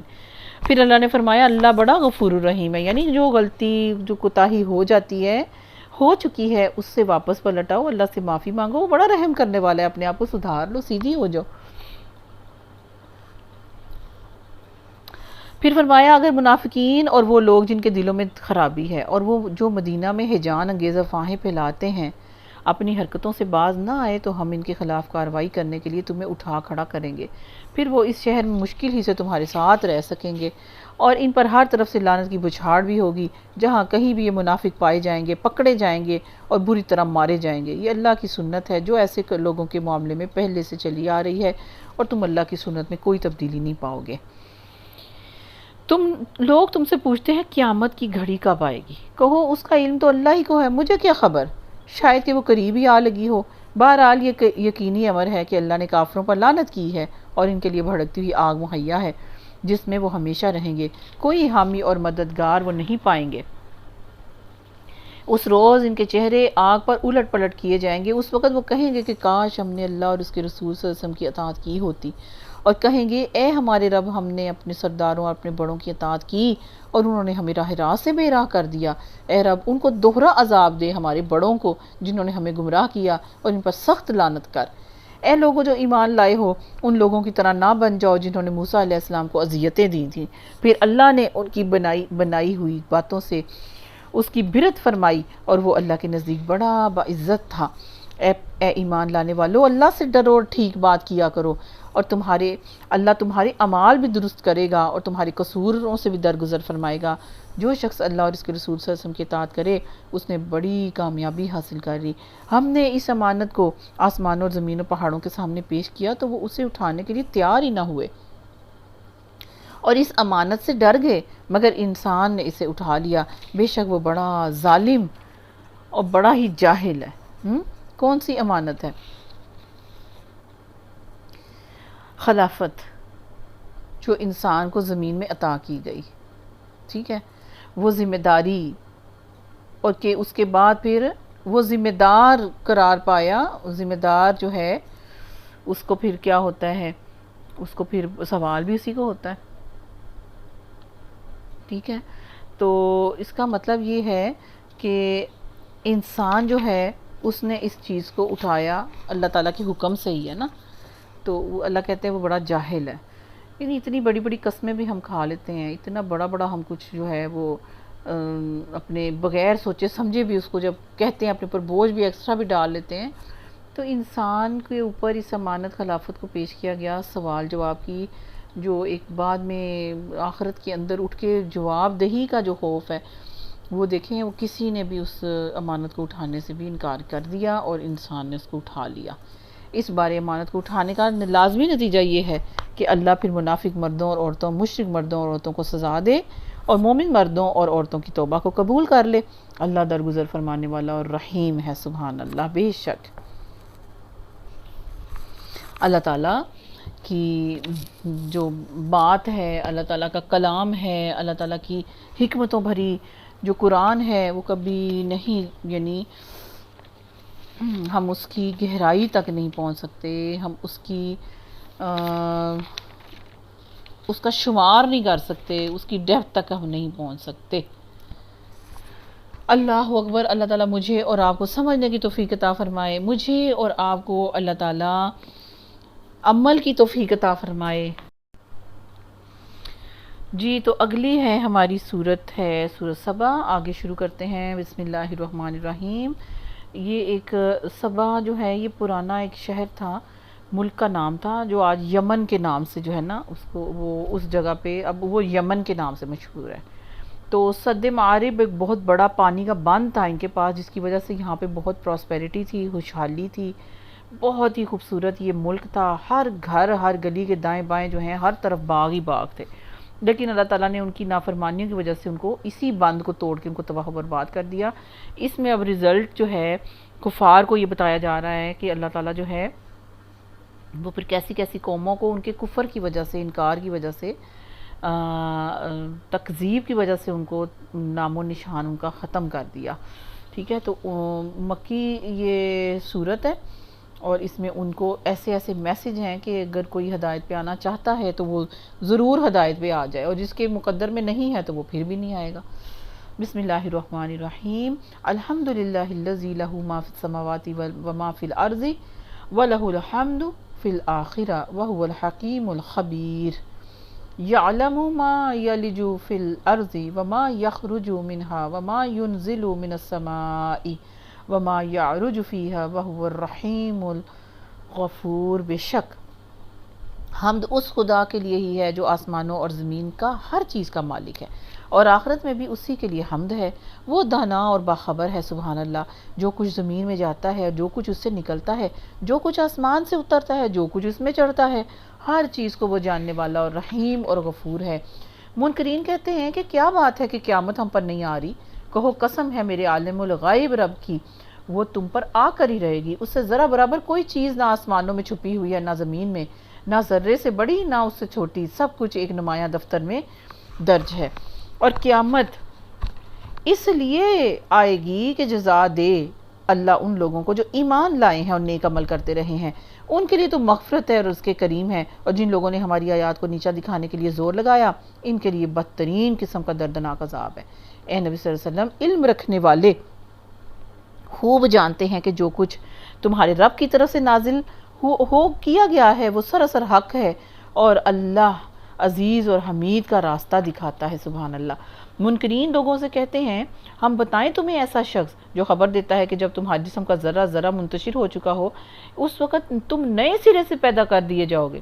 نہ معلوم یہ شخص اللہ کے نام سے جھوٹ کرتا ہے یا اسے کوئی جنون لاحق ہو گیا ہے۔ نہیں، بلکہ جو لوگ آخرت کو نہیں مانتے وہ عذاب میں مبتلا ہونے والے ہیں اور وہی بری طرح بہکے ہوئے ہیں۔ کیا انہوں نے کبھی آسمان اور زمین کو نہیں دیکھا جو انہیں آگے اور پیچھے سے گھیرے ہوئے ہیں؟ ہم چاہیں تو انہیں زمین میں دھنسا دیں یا آسمان کے کچھ ٹکڑے ان پر گرا دیں۔ در حقیقت اس میں ایک نشانی ہے ہر اس بندے کے لیے جو خدا کی طرف رجوع کرنے والا ہو۔ ہم نے داؤد علیہ السلام کو اپنے ہاں سے بڑا فضل عطا کیا تھا۔ ہم نے حکم دیا کہ اے پہاڑوں اس کے ساتھ ہم آہنگی کرو، اور یہی حکم ہم نے پرندوں کو بھی دیا تھا۔ ہم نے لوہے کو اس کے لیے نرم کر دیا اس ہدایت کے ساتھ کہ زرہیں بنا اور اس کے حلقے ٹھیک کڑیاں اندازے پر رکھ۔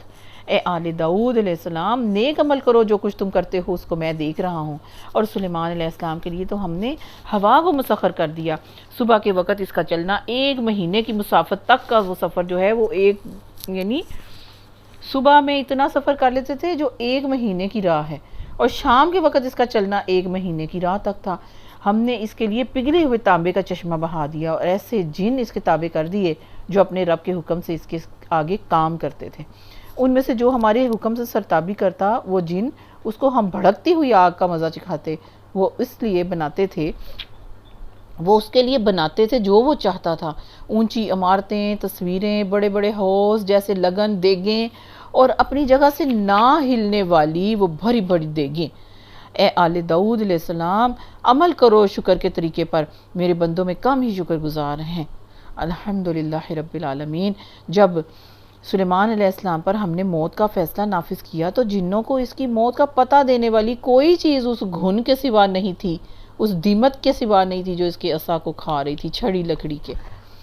اس طرح جب سلیمان علیہ السلام گر پڑا تو جنوں میں یہ بات کھل گئی کہ اگر وہ غیب کی جب بات جانتے ہوتے تو اس ذلت کے عذاب میں مبتلا نہ رہتے، یعنی جلدی ہمارا چھٹکارا ہو جاتا۔ سبا کے لیے ان کے اپنے مسکن ہی میں ایک نشانی موجود تھی، 2 باغ دائیں اور بائیں۔ کھاؤ اپنے رب کا دیا ہوا رزق کو شکر بجا لاؤ، اس کا ملک ہے عمدہ اور پکیزہ، اور پروردگار ہے بڑا ہی بخشش کرنے والا۔ مگر وہ منہ موڑ گئے۔ آخرکار ہم نے ان پر بند ہی توڑ دیا، سیلاب بھیج دیا، اور ان کے پیچھے 2 باغوں کی جگہ 2 باغ ایسے دے دیے جو کڑوے، کسیلے، پھل اور جھاڑ جھنگاڑ اور درخت تھے، اور کچھ تھوڑی سی بھیڑیاں تھیں بس، یعنی تباہ و برباد ہو گیا، وہاں نقشہ ہی بدل گیا۔ یہ تھا ان کے کفر کا بدلہ جو ہم نے ان کو دیا، اور نہ شکر انسان کے سوا ایسا بدلہ ہم اور کسی کو نہیں دیتے۔ اور ہم نے ان کے اور ان بستیوں کے درمیان جن کو ہم نے برکت عطا کی تھی نمایاں بستیاں بسا دی تھی، اور ان میں سفر کی مسافتیں ایک اندازے پر رکھ دی تھیں، یعنی سڑکیں بڑی اچھی بنی ہوئی تھی، سارا بہت اچھا ان کا ویل آرگنائز، بڑا ارینج، اللہ تعالیٰ نے ہر چیز ان کو سکھائی ہوئی تھی، ساری بڑی سہولت تھی کہ چلو پھر ان راستوں میں رات اور دن میں پورے امن کے ساتھ۔ مگر انہوں نے کہا اے ہمارے رب، ہمارے سفر کی مسافتیں لمبی کر دے، یعنی انہوں نے جو عمل کیا نا، اپنی عمل سے ایسی ناشکری کی کہ اللہ تعالیٰ کو جیسے یہ دعا اپنے عمل سے کر رہے ہیں کہ ہماری مسافتیں لمبی کر دے، یعنی یہ جو آسانیاں ہم پہ تنگیاں کر دے، یعنی ناشکری ان کے عمل سے ظاہر تھی۔ انہوں نے اپنے اوپر آپ ظلم کر لیا، آخرکار پھر ہم نے بھی انہیں افسانہ بنا کے رکھ دیا، انہوں نے بالکل تتر بتر کر ڈالا، یعنی اتنی وہ ہجوم تھا، وہ سارے پھر ان کا جو ملک ہے نا وہ رہنے کے قابل نہ رہا نا، گھر بھی اجڑ گئے، ان کی کھانا پانی ہر چیز ان کا تباہ و برباد ہو گیا، ایون کہ وہ اپنے شہر سے نکل کے اپنے ملک سے ان کو ادھر ادھر جا بسنا پڑا، کوئی دنیا کے کسی کونے میں چلا گیا، کوئی کسی کونے میں، اس طرح وہ سبا کی جو قوم تھی ساری تتر بتر ہو گئی۔ یقیناً اس میں بڑی نشانیاں ہیں ہر اس شخص کے لیے جو بڑا صابر و شاکر ہو، یعنی جو بھی حال ہے اس میں صبر اور شکر کے ساتھ اللہ تعالیٰ کے ساتھ معاملہ کرو، اپنا معاملہ صبر اور شکر والا رکھو، ورنہ جو ناشکرے ہوتے ہیں نا وہ اپنی عمل سے ان کا عمل اللہ سے یہ دعا کر رہا ہوتا ہے کہ ہمارے اوپر تنگی کر دے، ہم سے چھین لے سب کچھ۔ تو جو شکر کرتا ہے اور صبر کرتا ہے، اللہ تعالیٰ اس کو ہمیشہ اور بڑھا کے دیتا ہے۔ پھر فرمایا آیت نمبر 20 میں، ان کے معاملے میں ابلیس نے اپنا گمان صحیح پایا، جو وہ اوپر وعدہ اس نے اللہ تعالیٰ سے کیا تھا نا، مہلت مانگی، ابلیس نے بڑا گمان اپنا صحیح پایا اور انہوں نے اسی کی پیروی کی، سوائے ایک تھوڑے سے گروہ کے جو مومن تھا۔ ٹھیک ہے، تھوڑے سے لوگ تھے مومن جو اس میں سے پھر نکلے۔ ابلیس کو ان پر کوئی اقتدار حاصل نہیں تھا، مگر جو کچھ ہوا وہ اس لیے ہوا تھا کہ ہم یہ دیکھنا چاہتے تھے کہ کون آخرت کا ماننے والا ہے اور کون اس کی طرف سے شک میں پڑا ہوا ہے۔ تیرا رب ہر چیز پر نگران ہے، اور اے نبی صلی اللہ علیہ وسلم ان مشرکین سے کہہ دیجئے کہ پکار کے دیکھو اپنے ان معبودوں کو جنہیں تم اللہ کے سوا معبود سمجھے بیٹھے ہو۔ وہ نہ آسمانوں میں کسی چیز ذرہ برابر کوئی چیز کے مالک ہیں، نہ زمین میں، وہ آسمان و زمین کی ملکیت میں شریک بھی نہیں ہیں، ان میں سے کوئی اللہ کا مددگار بھی نہیں ہے، اور اللہ کے حضور کوئی شفاعت بھی کسی کے لیے نفع بخش نہیں ہو سکتی سوائے اس شخص کے جس کے لیے اللہ نے سفارش کی اجازت دی ہو۔ حتیٰ کہ جب لوگوں کے دلوں سے گھبراہٹ دور ہوگی تو وہ سفارش کرنے والے پوچھیں گے کہ تمہارے رب نے کیا جواب دیا؟ وہ کہیں گے ٹھیک ہی جواب ملا ہے، اور وہ بزرگ و برتر ہے، سبحان اللہ۔ اے نبی صلی اللہ علیہ وسلم ان سے پوچھو کون تم کو آسمان و زمین سے رزق دیتا ہے؟ کہو اللہ۔ اب لا محالہ ہم میں اور تم میں سے کوئی ایک ہی ہدایت پر ہے نا، یا کوئی ایک ہی کھلی گمراہی میں پڑا ہوا ہے؟ ان سے کہہ دو جو قصور ہم نے کیا ہو اس کی باز پوچھ تم سے نہیں ہوگی، اور جو کچھ تم کر رہے ہو اس کی جواب طلبی ہم سے نہیں کی جائے گی۔ کہو ہمارا رب ہم کو جمع کرے گا، پھر ہمارے درمیان ٹھیک ٹھیک فیصلہ کر دے گا، وہ ایسا زبردست حاکم ہے جو سب کچھ جانتا ہے۔ ان سے کہہ دو ذرا مجھے دکھاؤ تو صحیح، وہ کون سی ہستیاں کون ہیں جنہیں تم اللہ کے ساتھ شریک ٹھہرا رہے ہو؟ ہرگز نہیں، زبردست و دانا تو بس وہ اللہ ہی ہے۔ اور اے نبی صلی اللہ علیہ وسلم ہم نے تم کو تمام ہی انسانوں کے لیے بشیر و نذیر بنا کر بھیجا، مگر اکثر لوگ جانتے نہیں۔ یہ لوگ تم سے کہتے ہیں کہ وہ قیامت کا وقت کب پورا ہوگا اگر تم سچے ہو؟ کہو تمہارے لیے ایک ایسے دن کی میعاد مقرر ہے جس کے آنے میں نہ ایک گھڑی بھر کی تاخیر تم کر سکتے ہو، نہ ہی ایک گھڑی بھر پہلے اسے لا سکتے ہو۔ اور یہ کافر کہتے ہیں ہم ہرگز اس قرآن کو نہیں مانیں گے اور نہ اس سے پہلے کوئی آئی ہوئی کسی کتاب کو مانیں گے۔ کاش تم دیکھو ان کا حال اس وقت جب یہ ظالم اپنے رب کے قریب کھڑے ہوں گے، حضور کھڑے ہوں گے۔ اس وقت یہ ایک دوسرے پر الزام دھریں گے، جو لوگ دنیا میں دبا کر رکھے گئے تھے وہ بڑے بننے والوں سے کہیں گے اگر تم نہ ہوتے تو ہم مومن ہوتے۔ وہ بڑے بننے والے ان دبے ہوئے چھوٹے لوگوں سے جواب دیں گے کیا ہم نے تمہیں اس ہدایت سے روکا تھا جو تمہارے پاس آئی تھی؟ نہیں، بلکہ تم خود ہی مجرم ہو۔ وہ دبے ہوئے لوگ ان بڑے بننے والوں سے کہیں گے نہیں، بلکہ شب و روز کی مکاری تھی جب تم ہم سے کہتے تھے کہ ہم اللہ سے کفر کریں اور دوسروں کو اس کا ہمسر بنائیں۔ آخرکار جب یہ لوگ عذاب دیکھیں گے تو اپنے دلوں میں پچھتائیں گے، اور ہم ان منکرین کے گلوں میں توق بھی ڈال دیں گے۔ کیا لوگوں کو اس کے سوا کوئی اور بدلہ دیا جا سکتا ہے کہ جیسے اعمال ان کے تھے ویسی ہی جزا وہ پائیں؟ کبھی ایسا نہیں ہوا کہ ہم نے کسی بستی میں ایک خبردار کرنے والا بھیجا ہو اور اس بستی کے کھاتے پیتے لوگوں نے یہ نہ کہا ہو کہ جو پیغام تم لے کر آئے ہو اس کو ہم نہیں مانتے۔ انہوں نے ہمیشہ یہی کہا کہ ہم تم سے زیادہ مالدار ہیں، زیادہ اولاد والے ہیں، اور ہم ہرگز سزا پانے والے نہیں ہیں۔ اے نبی صلی اللہ علیہ وسلم ان سے کہہ دیجئے میرا رب جسے چاہتا ہے کشادہ رزق دیتا ہے اور جسے چاہتا ہے نپا تلا دیتا ہے، مگر اکثر لوگ اس کی حقیقت نہیں جانتے۔ یہ تمہاری دولت اور تمہاری اولاد نہیں ہے جو تمہیں ہم سے قریب کرتی ہو، ہاں مگر جو ایمان لائے اور نیک عمل کرے، یہی لوگ ہیں جن کے لیے ان کے عمل کی دوہری جزا ہے، اور وہ بلند اور بالا عمارتوں میں اطمینان سے رہیں گے۔ ربنا جعلنا منہم، ربنا جعلنا منہم، ربنا جعلنا منہم، آمین۔ رہے وہ لوگ جو ہماری آیات کو نیچا دکھانے کے لیے دوڑ دھوپ کرتے رہتے ہیں تو وہ عذاب میں مبتلا ہوں گے۔ اے نبی صلی اللہ علیہ وآلہ وسلم ان سے کہہ دیجئے میرا رب اپنے بندوں میں سے جسے چاہتا ہے کھلا رزق دیتا ہے اور جسے چاہتا ہے نپا تلا دیتا ہے۔ جو کچھ تم خرچ کرتے ہو اس کی جگہ وہی تم کو اور دیتا ہے، اور وہ سب رازقوں سے بہتر رازق ہے، سبحان اللہ۔ اللہ ہمیں اپنے بھرے خزانوں میں سے عطا فرما دے۔ اللہ اپنے بڑے خزانوں میں سے، اللہ تو سب رازقوں کا رازق تو ہے، اللہ تعالیٰ سب سے بڑا رازقوں سے بہتر رازق تو ہے۔ اے میرے مولا ہم سب کو بھر بھر کے دنیا اور آخرت کی عافیتیں عطا فرما دے۔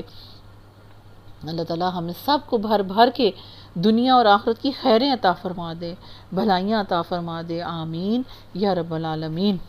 اور جس دن وہ تمام انسانوں کو جمع کرے گا، پھر فرشتوں سے پوچھے گا کیا یہ لوگ تمہاری عبادت کیا کرتے تھے؟ تو وہ جواب دیں گے پاک ہے آپ کی ذات، ہمارا تعلق تو آپ سے ہے نہ کہ ان لوگوں سے۔ دراصل یہ ہماری نہیں بلکہ جنوں کی عبادت کرتے تھے، ان میں سے اکثر انہی پر ایمان لائے ہوئے تھے۔ اس وقت ہم کہیں گے کہ آج تم میں سے کوئی نہ کسی کو فائدہ پہنچا سکتا ہے نہ کوئی نقصان۔ ظالموں سے ہم کہہ دیں گے کہ اب چکھو اس عذاب کا مزہ جہنم کا جسے تم جھٹلایا کرتے تھے۔ ان لوگوں کو جب ہماری صاف صاف آیات سنائی جاتی تو یہ کہتے ہیں کہ یہ شخص تو بس یہ چاہتا ہے کہ تم کو ان معبودوں سے دور کر دے جن کی عبادت تمہارے ماں باپ دادا کرتے آئے ہیں، اور کہتے ہیں کہ یہ قرآن محض ایک جھوٹ ہے جو گھڑا ہوا ہے۔ ان کافروں کے سامنے جب حق آیا تو انہوں نے کہہ دیا کہ یہ تو جادو ہے، حالانکہ نہ ہم نے ان لوگوں کو پہلے کوئی کتاب دی تھی کہ یہ اسے پڑھتے ہوں، اور نہ تم سے پہلے ان کی طرف کوئی ڈرانے والا بھیجا تھا۔ ان سے پہلے گزرے ہوئے لوگ جھٹلا چکے ہیں، جو کچھ ہم نے انہیں دیا تھا اس کے تو عشر اشیر کو بھی یہ نہیں پہنچے، مگر جب انہوں نے میرے رسولوں کو جھٹلایا تو پھر دیکھ لو میری سزا کیسی سخت تھی۔ اے نبی صلی اللہ علیہ وسلم سے کہہ دیجئے کہ میں تمہیں بس ایک بات کی نصیحت کرتا ہوں، اللہ کے لیے تم اکیلے اکیلے اور دو دو مل کر اپنا دفاع لڑاؤ، اور سوچو تمہارے صاحب میں آخر ایسی کون سی بات ہے جو جنون کی ہو۔ پیارے نبی صلی اللہ علیہ وسلم میں وہ تو بس ایک سخت عذاب کی آمد سے پہلے تمہیں ڈرانے والا ہے۔ ان سے کہہ دو کہ اگر میں نے تم سے کوئی اجر مانگا ہے تو وہ تم ہی کو مبارک ہے، میرا اجر تو اللہ کے ذمہ ہے اور وہ ہر چیز پر گواہ ہے۔ ان سے کہہ دو کہ میرا رب مجھ پر حق کا القاء کرتا ہے اور وہ تمام پوشیدہ حقیقتوں کا جاننے والا ہے۔ کہو حق آ گیا اور اب باطل کے لیے کچھ نہیں ہو سکتا۔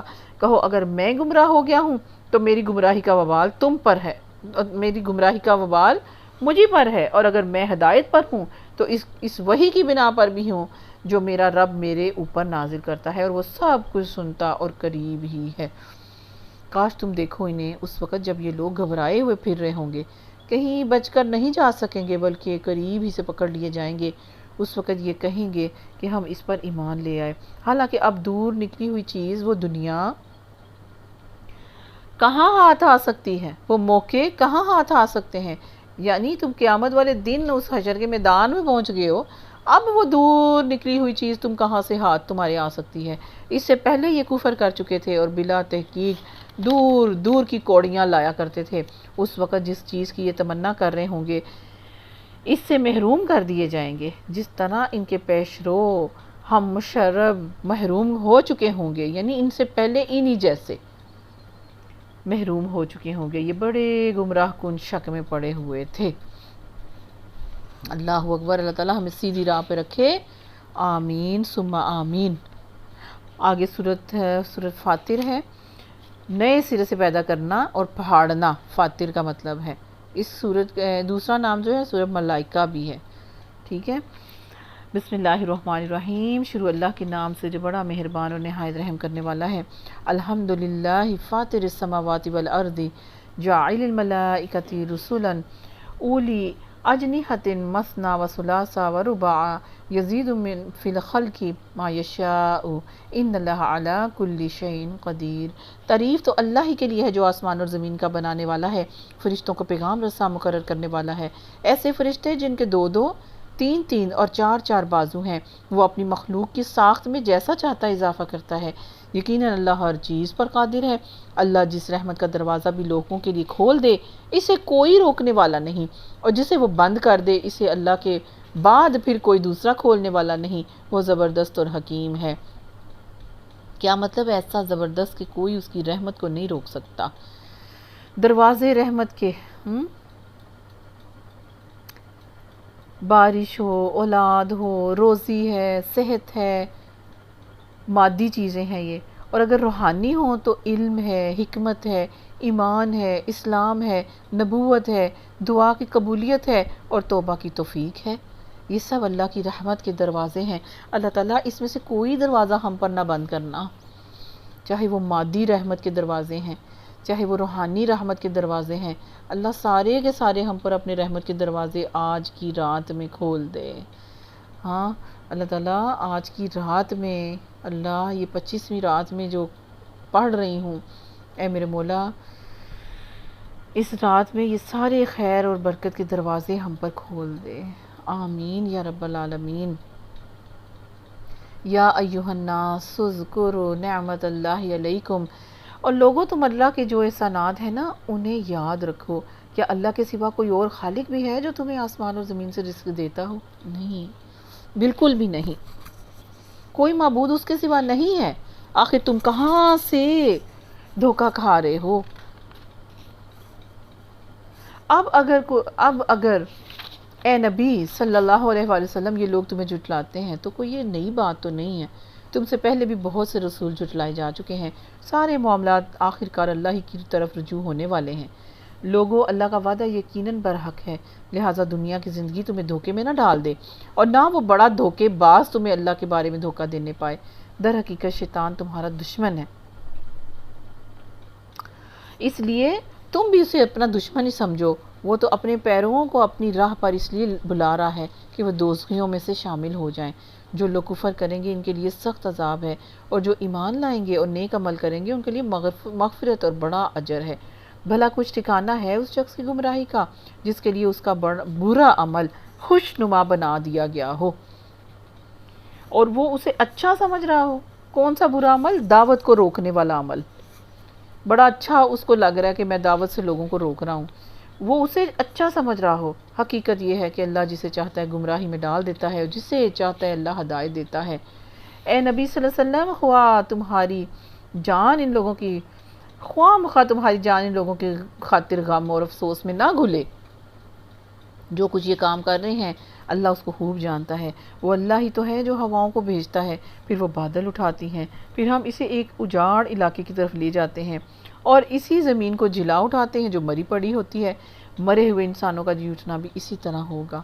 جو کوئی عزت چاہتا ہو اسے معلوم ہونا چاہیے کہ عزت تو ساری کی ساری اللہ کی ہے. عزت کا اصل ذریعہ کیا ہے؟ کلمے کے بعد عمل کرنا اور عمل صالح کرنا. ٹھیک ہے، ہر نیک کام کیا ہے؟ ذکر، تسبیح، دعا، تلاوت قرآن پاک، تعلیم و تربیت، دعوت کا کام کرنا. اور عزت اصل میں کس کو ملتی ہے؟ ہاں وہ پاکیزہ کلمہ ہے. اس کے ہاں جو چیز اوپر چڑھتی ہے نا وہ صرف پاکیزہ کلمہ ہے، قول ہے، یعنی کلمہ طیبہ ہے، اور عمل صالح اس کو اوپر چڑھاتا ہے. بہت عمدہ یہ چیز ہے، عمل صالح اس کو اوپر چڑھاتا ہے کلمہ طیبہ کو. یعنی جو اوپر چڑھتی ہے چیز نیکی والی کام، اس ذکر اوپر چڑھ جاتا ہے، تسبیح آسمان سے اوپر چلی جاتی ہے، دعا اوپر جاتی ہے، تلاوت اوپر تک چلی جاتی ہے کہ جنت کے اندر اس کی آواز جاتی ہے. ٹھیک ہے، پھر عزت جو ہے وہ کیا ہے؟ اس کا اصل ذریعہ کلمے کے بعد عمل صالح ہے، عمل اور صالح عمل.